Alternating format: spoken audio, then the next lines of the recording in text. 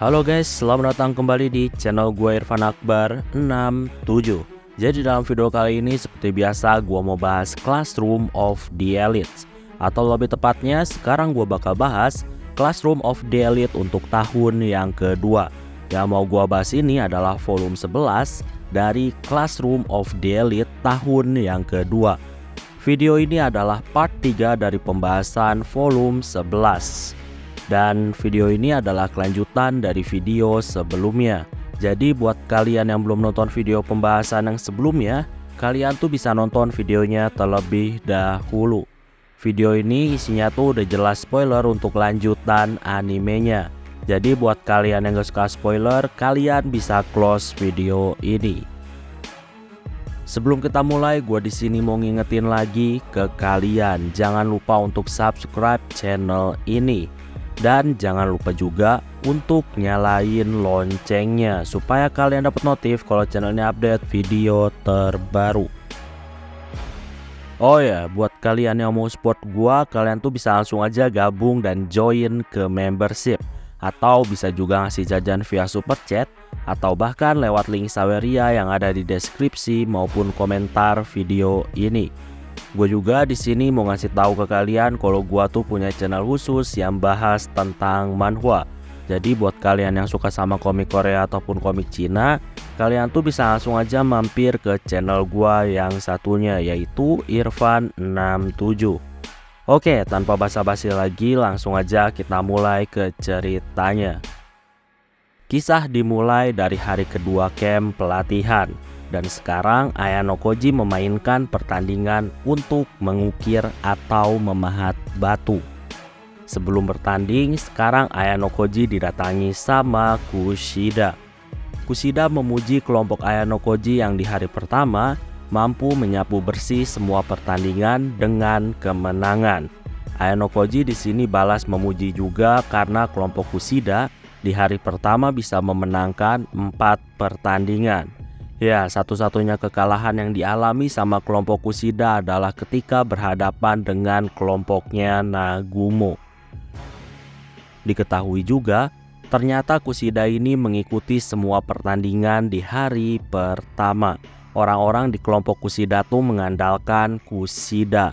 Dan hal itu membuat Kushida tuh pengen cepat-cepat mengakhiri camp pelatihan ini. Ya, seperti biasa, walaupun sebenarnya Kushida mengeluh, Kushida tetap memenuhi keinginan orang-orang yang meminta bantuannya. Kushida juga di sini tuh mengeluh kepada Ayano Koji karena camp pelatihan benar-benar membuatnya lelah secara mental. Di camp pelatihan, Kushida tuh nggak bisa santai menunjukkan wajah aslinya. Jadi dia tuh harus terus berpura-pura dan berakting menjadi orang baik. Ayano Koji sama Kushida sekarang ngobrolin banyak hal tentang camp pelatihan. Singkat cerita, pertandingan memahat pun terjadi antara kelompok Kushida melawan kelompoknya Ayano Koji. Kemenangan diraih sama kelompok Ayano Koji. Pertandingan selanjutnya adalah pertandingan bermain kartu. Ya, pertandingan bermain kartu adalah pertandingan yang mengandalkan faktor keberuntungan. Keberuntungan adalah faktor besar dalam meraih kemenangan itu. Dan di pertandingan bermain kartu ini, kelompok Ayano Koji dikalahkan. Ya, secara individu juga Ayano Koji dikalahkan. Jadi ini adalah kekalahan pertama Ayano Koji. Dan 2 kekalahan lagi, maka Ayano Koji bakal kalah dari Nagumo. Makanya sebisa mungkin Ayano Koji sekarang gak boleh kalah lagi. Pertandingan selanjutnya adalah pertandingan chalk art atau seni kapur. Jadi pertandingannya itu adalah pertandingan untuk menyalin sebuah karya seni dengan kapur di papan tulis yang telah ditentukan. Di pertandingan ini Ayano Koji menang secara individu dan kelompok Ayano Koji juga ternyata menang. Pertandingan selanjutnya adalah miniatur golf. Di sini kelompok Ayano Koji mengalami kekalahan, tapi untungnya secara individu Ayano Koji berhasil menang. Pertandingan selanjutnya adalah menyulam. Nah, di pertandingan ini Kelompok Ayano Koji melawan kelompoknya Tatebayashi atau kelompoknya Koenji. Di sini Ayano Koji bernasib buruk karena dia tuh harus menghadapi Inogashira yang ahli menyulam. Pertandingan menyulam ini Ayano Koji dan kelompoknya menelan kekalahan. Ya, di sini itu artinya Ayano Koji nggak boleh kalah sekali lagi. Karena Ayano Koji secara individu saat ini udah menelan 2 kali kekalahan. Itu artinya sekali lagi kalah maka Ayano Koji kalah bertarung melawan Nagumo. Jadi Ayano Koji nggak boleh kalah lagi. Pertandingan selanjutnya adalah pertandingan panahan.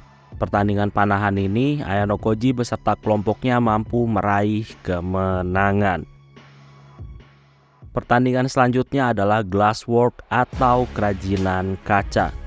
Di pertandingan ini Ayano Koji menang secara individu. Sedangkan untuk kelompoknya menang mengesankan karena di sana ada Hiyori yang lagi-lagi menunjukkan kemampuannya di bidang seni. Oke, jadi rekap hasil kelompok Ayano Koji di hari pertama dan kedua, totalnya tuh udah menjalankan 12 pertandingan, 9 menang, 3 kali kekalahan. Nah, untuk secara individu, Ayano Koji udah kalah 2 kali. Itu artinya sekarang Ayano Koji nggak boleh kalah lagi.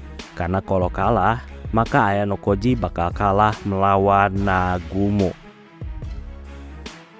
Saat ini setelah makan malam, Tokito pergi memenuhi panggilannya Izizaki. Ketika sampai di tempat, Tokito di sini kesal karena Izizaki ternyata belum ada di tempat itu. Padahal yang memanggilnya adalah Izizaki. Ketika kesal karena udah menunggu lama, gak lama datanglah Izizaki menyapanya. Di sini Tokito yang udah kesal dia langsung mendekati Izizaki dan dia tuh nanyain tentang apa yang diinginkan sama Izizaki.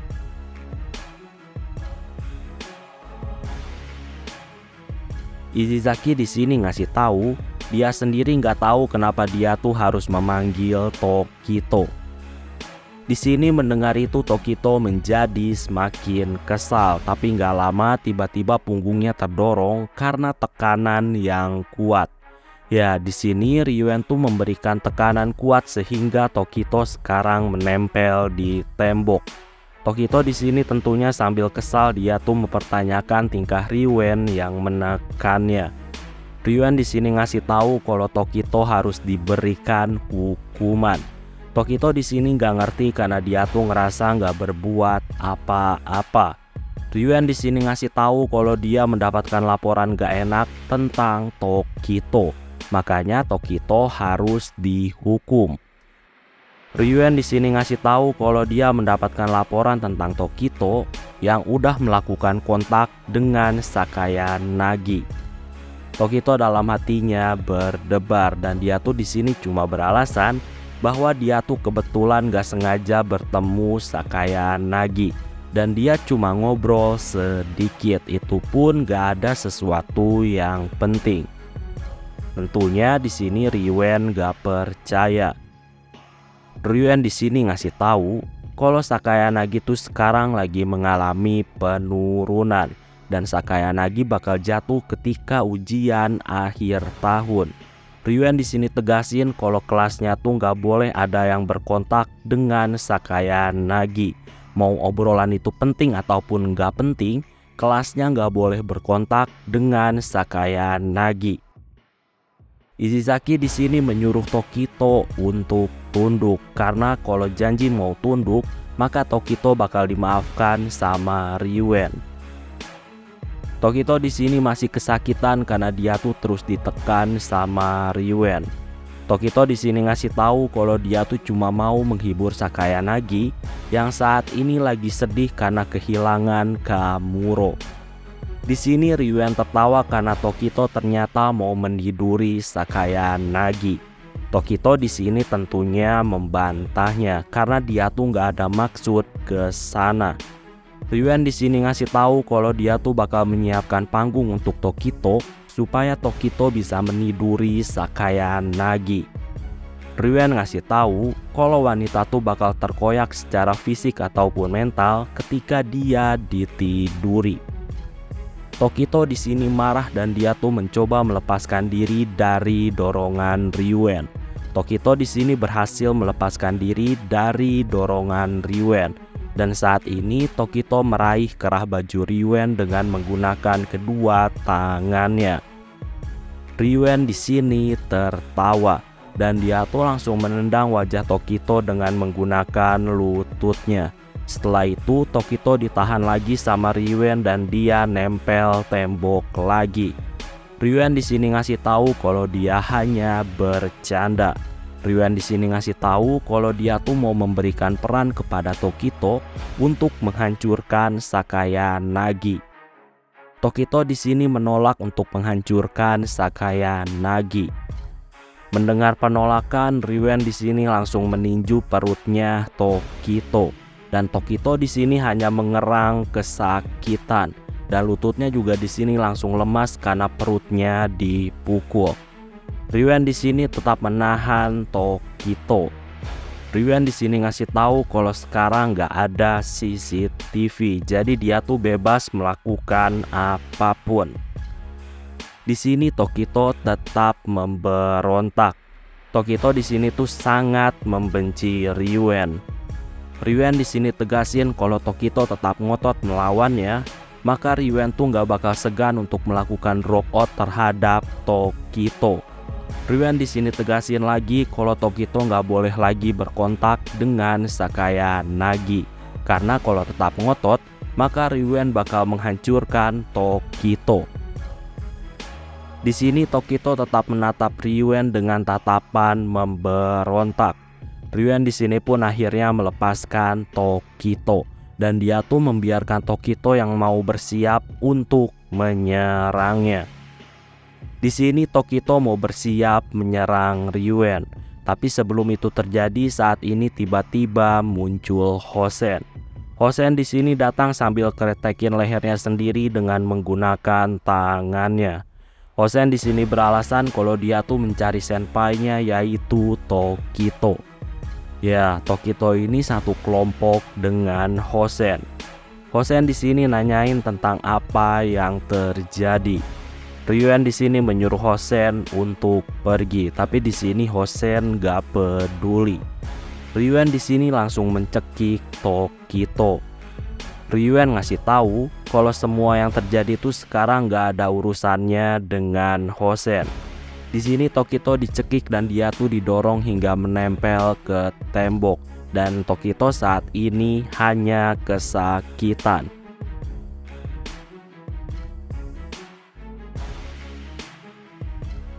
Di sini Hosen tetap gak peduli walaupun dia tuh udah disuruh pergi sama Ishizaki maupun Ryuen.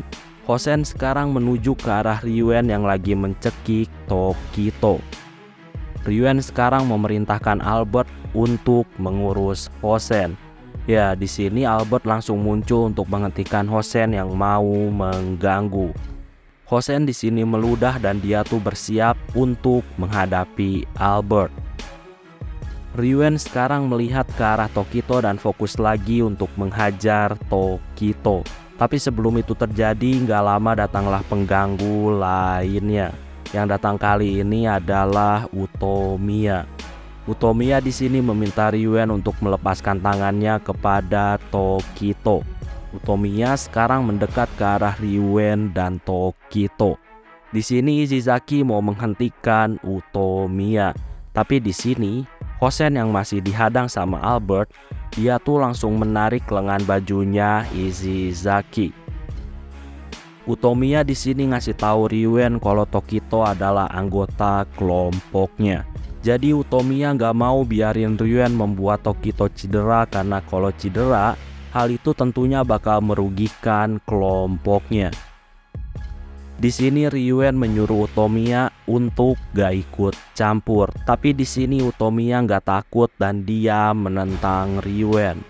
Ryuen di sini menyuruh Utomiya untuk segera melawannya, tapi ternyata di sini Utomiya ngasih tahu kalau dia tuh nggak mau mempermalukan Ryuen di depan orang-orang.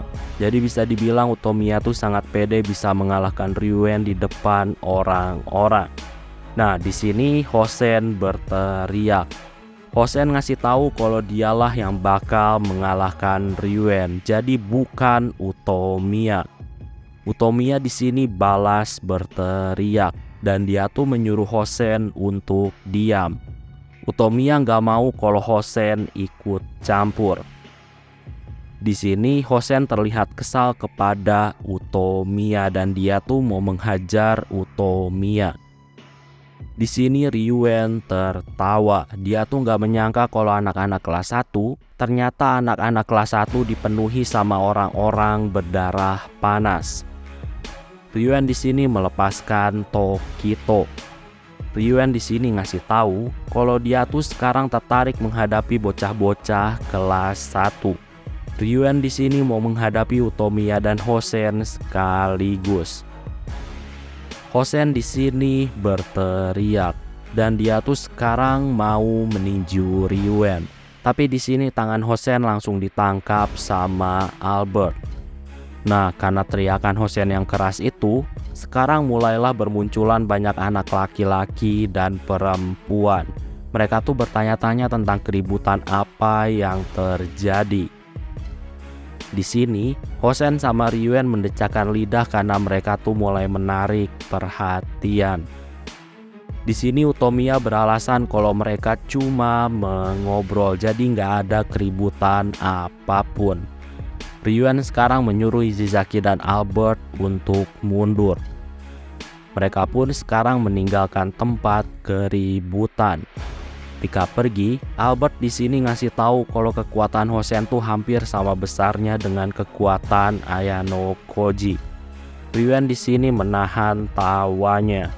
Ryuen ngasih tahu kalau kekuatan Ayano Koji jauh lebih besar dan gak ada bandingannya. Di sini, Izizaki tuh khawatir tentang pengkhianatan yang bakal dilakuin sama Tokito. Izizaki ngerasa kalau Tokito sangat menyukai Sakaya Nagi. Jadi ada kemungkinan kalau Tokito bakal berkhianat. Ryuen di sini tegasin kalau Tokito bukanlah orang bodoh. Kejadian kali ini harusnya udah cukup untuk memberikan peringatan kepada Tokito supaya nggak gegabah. Ryuen di sini ngasih tahu kalau sekarang kelasnya tuh bakal fokus untuk mengatasi kelasnya Sakaya Nagi. Bagi Ryuen, sekarang yang bakal merepotkan tuh adalah Kito, jadi bukanlah Sakaya Nagi. Ryuen tuh ngerasa kalau Kito bisa aja mengamuk, dan itu nantinya bakal merepotkan. Ya, Ryuen tuh sekarang bersiap untuk menghadapi ujian akhir tahun. Gimana pun juga ujian akhir tahun nanti bakal terjadi kekacauan. Di sisi lain, sekarang terlihat Ayano Koji lagi nyantai di sofa lobi sehabis dia mandi malam. Ketika lagi santai, Ayano Koji disapa sama Sato dan keduanya pun mereka ngobrol. Di sini mereka tuh ngobrolin soal pertandingan-pertandingan di camp pelatihan.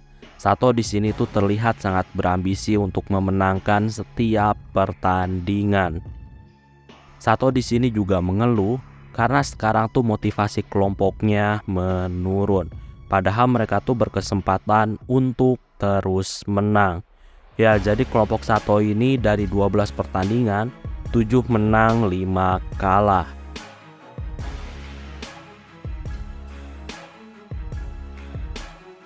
Setelah ngobrol dengan Ayano Koji tentang pertandingan di camp pelatihan, Sato pun akhirnya pergi karena dia tuh udah dipanggil sama kelompoknya.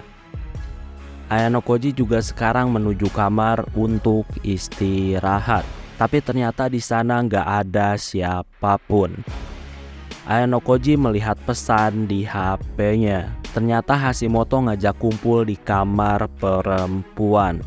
Ayano Koji pun sekarang menuju ke kamar perempuan untuk bertemu kelompoknya.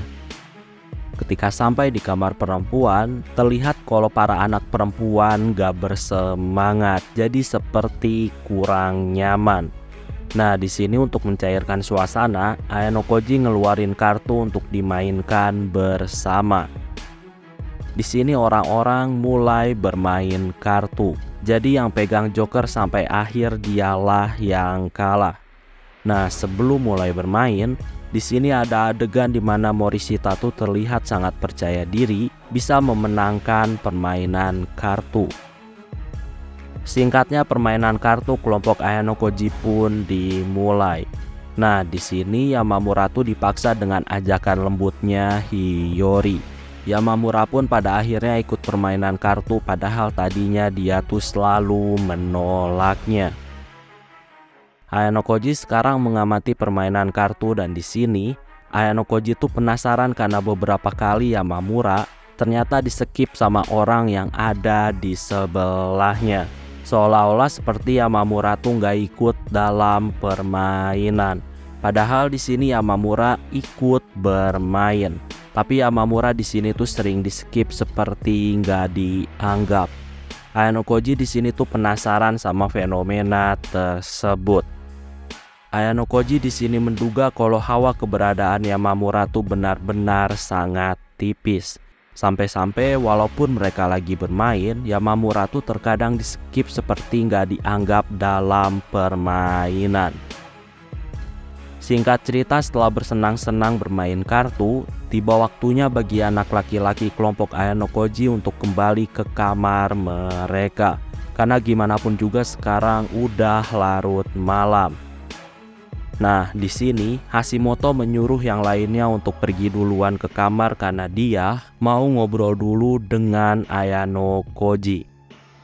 Ketika semuanya kembali ke kamar, Hashimoto di sini nanyain kepada Ayano Koji tentang Sakaya Nagi. Hashimoto di sini tahu kalau Ayano sempat bertemu Sakaya Nagi. Ayano Koji di sini jawab kalau dia tuh nggak mendapatkan info apapun dari Sakaya Nagi. Ayano Koji di sini cerita, walaupun dia udah mencoba untuk mencari info dari Sakaya Nagi, tapi ternyata Ayano Koji nggak bisa mendapatkan info apapun. Sakaya Nagi itu terlalu hebat dalam menyembunyikan informasi. Ya, di sini Ayano Koji tentunya ngomong sambil meyakinkan Hashimoto. Dari obrolan sekarang juga diketahui kalau kelompok Sakaya Nagi sama Ryuen ternyata kelompok mereka tuh menjadi kelompok yang ada di bawah dan gak mungkin bisa menang di camp pelatihan kali ini. Kelompok Sakaya Nagi sekarang tuh hanya mampu meraih total 5 pertandingan dari 12 pertandingan. Sedangkan kelompok Ryuen tuh hanya mampu meraih 3 kemenangan dari 12 pertandingan saat ini. Jadi ya bisa dibilang kelompok Ryuen sama kelompok Sakaya Nagi tuh mustahil untuk menjadi kelompok yang bakal ada di puncak di camp pelatihan kali ini. Ayano Koji di sini ngasih tahu kemungkinan dari awal Ryuen sama Sakaya Nagi tuh memang gak mau serius dalam camp pelatihan kali ini. Walaupun udah dikasih tahu gitu, Hashimoto di sini tuh ngasih tahu kalau dia tuh ngerasain firasat gak enak. Hashimoto ngerasa ada keanehan sampai-sampai Ryuen sama Sakaya Nagi tuh gak serius dalam camp pelatihan kali ini. Ya, pada intinya Hashimoto tuh gelisah dan khawatir bakal terjadi sesuatu. Ayano Koji di sini menenangkan Hashimoto. Ayano Koji ngasih tahu kalau Hashimoto nggak perlu khawatir karena camp pelatihan kali ini bukanlah ujian khusus. Jadi harusnya nggak ada yang di drop out, apalagi Hashimoto. Walaupun udah dikasih tahu gitu, Hashimoto di sini tetap ngerasa khawatir. Hashimoto tahu kalau Sakaya Nagi tuh bisa melakukan sesuatu di luar jangkauan logikanya. Makanya Hashimoto tuh di sini nggak tenang karena bisa aja Sakaya Nagi punya cara untuk mendrop outnya di camp pelatihan kali ini. Ya, walaupun gitu di sini Hashimoto tetap mencoba untuk menenangkan pikirannya. Hashimoto sekarang menyuruh Ayano Koji untuk pergi ke kamar duluan. Hashimoto di sini alasan kalau dia tuh mau ke toilet dulu yang ada di lobi. Ayano Koji dalam hatinya curiga kalau Hashimoto pasti mau melakukan sesuatu.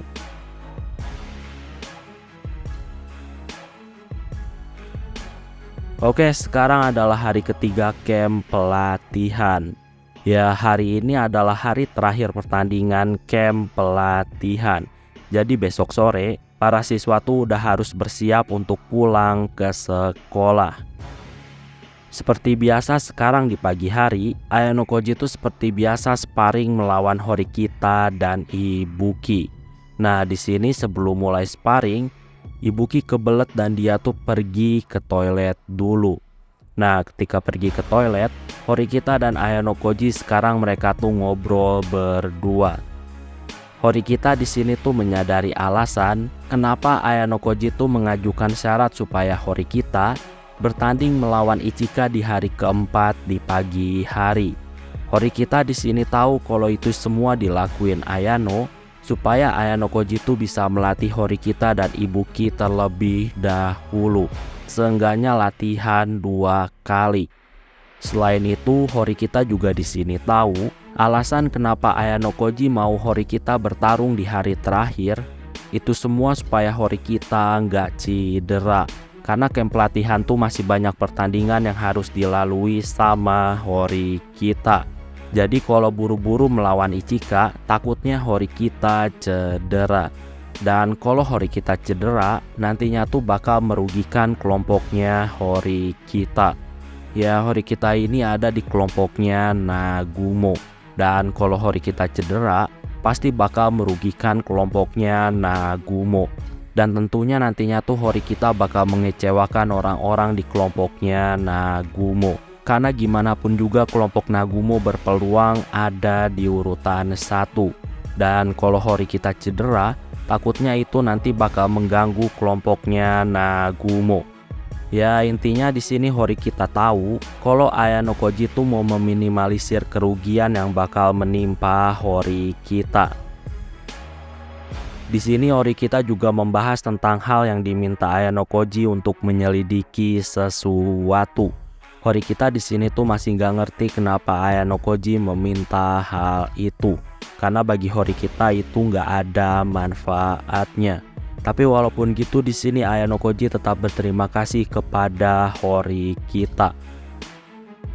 Setelah menunggu agak lama, Horikita di sini tuh sekarang mulai jengkel karena Ibuki gak muncul-muncul. Ketika lagi asik ngobrol sambil nunggu Ibuki, tiba-tiba Ayano Koji diserang sama Ibuki menggunakan kakinya. Ibuki di sini tuh menyerang Ayano Koji sambil berteriak. Jadi Ayano Koji bisa menghindari serangannya Ibuki. Ayano Koji di sini ngasih tahu kalau mau menyerang tiba-tiba, harusnya Ibuki nggak usah berteriak. Ayano Koji ngasih tahu kalau Ibuki sangat mirip sama Ishizaki, yang kalau nyerang mereka tuh sama-sama berteriak. Mendengar itu, di sini Horikita langsung nanyain tentang Ayano Koji yang pernah bertarung melawan kelompok Riwen di atap sekolah.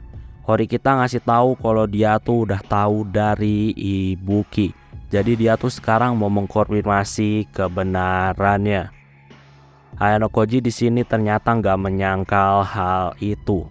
Jadi Ayano Koji membenarkan kalau dia tuh bertarung melawan kelompoknya Riwen. Di sini Horikita juga mau nanyain tentang Yagami.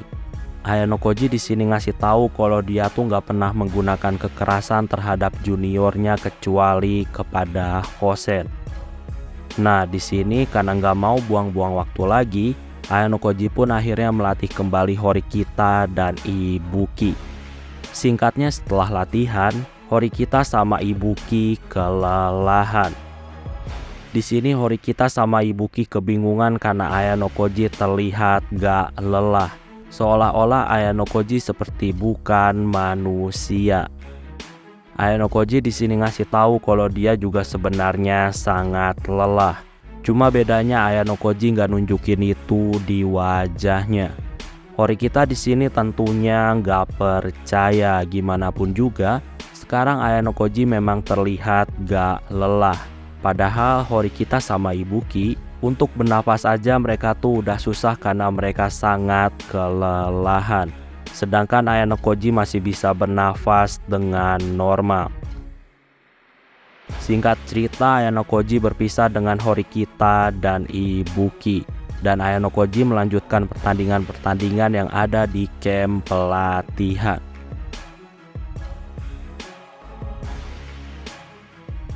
Oke, sebelum gua akhiri videonya, gua di sini mengucapin terima kasih ke kalian karena udah mau join ke membership. Jadi terima kasih untuk Kiyotaka, Tsukasa, Ragil Belhaki, Sasuga Kuwasama, HS, Mio-chan, Nopal, Rev, Sahrin Senju, Dino Bagus, Tinotsu, dan Penster. Sekali lagi gua ucapin terima kasih ke kalian karena udah mau join ke membership. Oke, kayaknya cukup untuk video pembahasan kali ini. Terima kasih karena udah nonton video ini sampai habis. Jangan lupa untuk subscribe, like, dan yang paling penting adalah jangan lupa untuk share video ini ke teman-teman kalian. Sampai bertemu kembali di video-video selanjutnya. Terima kasih.